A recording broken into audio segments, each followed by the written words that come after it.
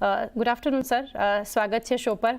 Sir, એક નંબર્સના front પર એક શરૂઆત કરીએ એની પહેલાં સર આજે એક શરૂઆત કરવી છે મારે એક ટેરિફ બઝની સાથે, કારણ કે જે રીતે રેસિપ્રોકલ ટેરિફની રાહ જોઈ રહ્યા છે ન માત્ર ભારતીય બજાર પરંતુ વર્લ્ડ ઇકોનોમી અત્યારે રાહ જોઈ રહી છે કે શું અનાઉન્સમેન્ટ જે છે હવે ગણતરીની કલાકોમાં મિનિટોમાં આપણને જોવા મળશે. તમારો વ્યૂ આના ઉપર કઈ રીતે અનાઉન્સમેન્ટ થશે ત્યારબાદ એક અલગ વસ્તુ છે, પરંતુ બિઝનેસ પર છે, સેક્ટર પર ઓવરઓલ એક તમે શું વ્યૂ આપી રહ્યા છો ટેરિફને લઈને આ બઝ જે રિસન્ટલી આપણે જોઈ રહ્યા છીએ? ચાની નમસ્તે, થેન્ક યુ, આભાર તમારો આ શો ઉપર મને બોલાવવા બદલ. જ્યાં સુધી અતુલ ઓટો પર્ટિક્યુલરલી પહેલા વાત કરીશ, પછી આપણે ઓવરઓલ ઇકોનોમીની વાત કરીએ. As of now Atul auto specific there is no impact, કોઈ જ પ્રકારની અસર નથી.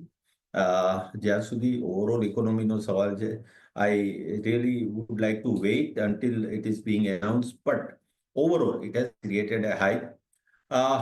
Philosophically, I believe કે over a period of time it gets adjusted, પરંતુ short term માટે definitely it is going to have some impact in overall exports. જે ખાસ કરીને ઓટો કોમ્પોનન્ટ ઇન્ડસ્ટ્રી છે એમાં આપણને જરૂરથી એની અસર જોવા મળશે.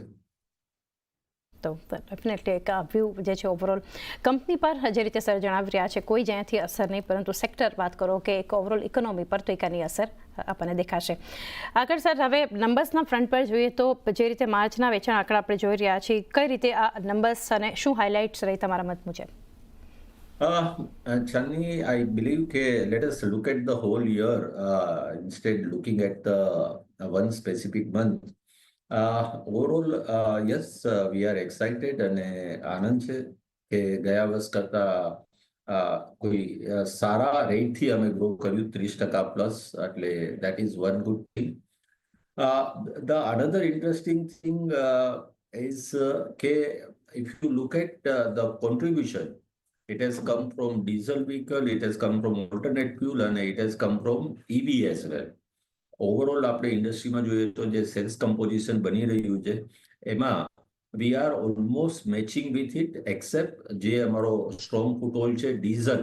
Diesel has contributed more than 40%, whereas alternate fuel and EV, it is contributing almost equally in our sales composition. Overall, I believe કે પાછલું વર્ષ ઘણું સારું રહ્યું. એક આવતા વર્ષ માટેનો એક પાયો અથવા બેઝ અમે બનાવીને આગળ ચાલી રહ્યા છીએ. મિક્સ ફિલિંગ છે આજે. વી વોન્ટેડ કે અમે પ્રી કોવિડ લેવલનું જે સેલ્સ છે એને એચીવ કરીએ લાસ્ટ યરમાં itself. Unfortunately there were couple of challenges કે જે partially resolve, partially it will get resolve in the next year. આવતા વર્ષે we expect that we will be able to keep continue this growth momentum with positive outlook. અને ખાસ કરી અને EV, which is really exciting for everyone, we expect that we will be able to put better numbers. L3 versus L5, one of the thing જે આપ હમણાં બતાવી રહ્યા હતા સ્લાઇડમાં, L3 is not a right replacement of conventional product. એવું નથી કે અમારું ફોકસ નથી ત્યાં, પરંતુ we are more interested in L5 category vehicle, which is a right replacement for conventional vehicle. અને એમાં જોશો તો we were able to put up a good amount of numbers in the market, અને જે વ્હીકલો જે જગ્યાએ સીડ કરેલા છે ત્યાંથી ઘણો સારો રિસ્પોન્સ આવી રહ્યો. જી ડેફિનેટલી સર, ઘણી બધી આમ તો ડિટેલ્સ તમે જણાવી. સર, જે L3 અને L5 તમે મેન્શન કરી રહ્યા હતા એ બંને પર થોડું એક ડિટેલ લઈએ. L3 સેલ્સ અગર જોઈએ ડોમેસ્ટિક પ્લસ એક્સપોર્ટના ફ્રન્ટ પર કઈ રીતે તમે જોયું, અને L5ની અગર વાત કરીએ તો જે સબસિડરી અતુલ ગ્રીનટેક પ્રાઇવેટ લિમિટેડ, તો અહીં એક મેસિવ ઇન્ક્રીઝ જોઈ રહ્યા છે ઇન નંબર્સ.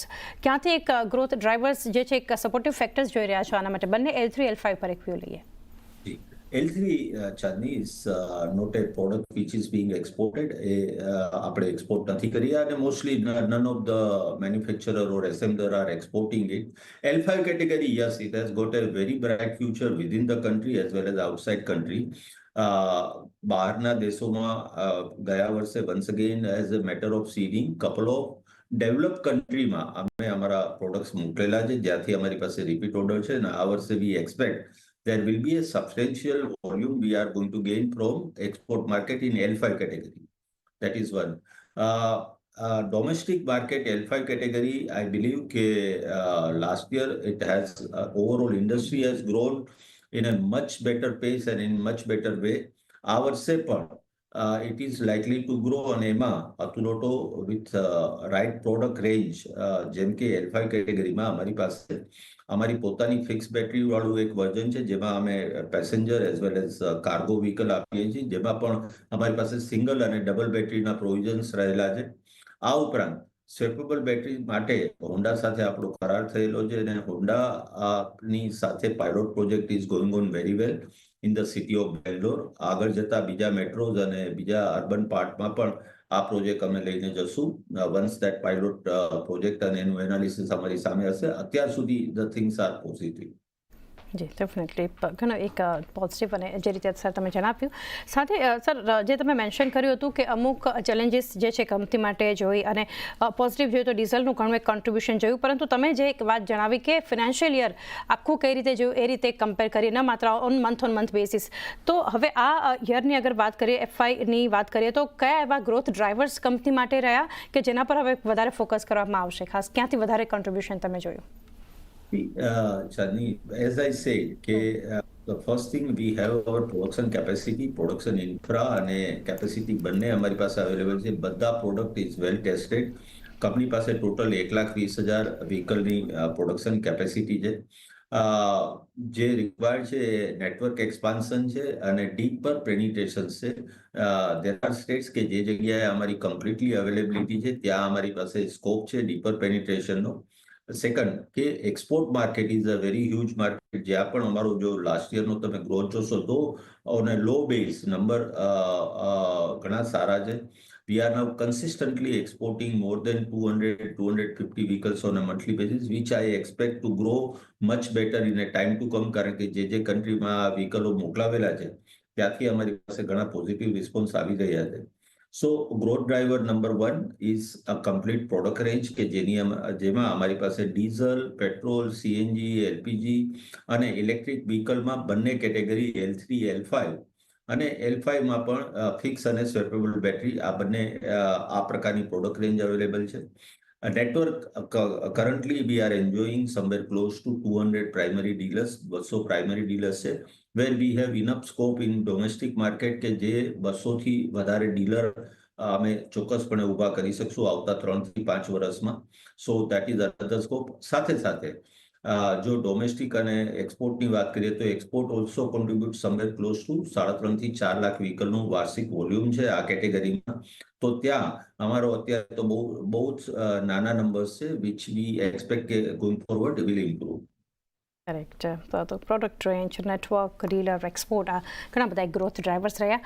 સર છેલ્લે જાણવા માંગીશું બે વસ્તુ. એક તો ફ્યુચર સેલ્સને લઈને કઈ રીતે તમારું આઉટલુક છે અને સાથે ડિમાન્ડ અગર જોઈએ in EV or in general demand Outlook કઈ રીતે તમે શેર કરવા માંગશો?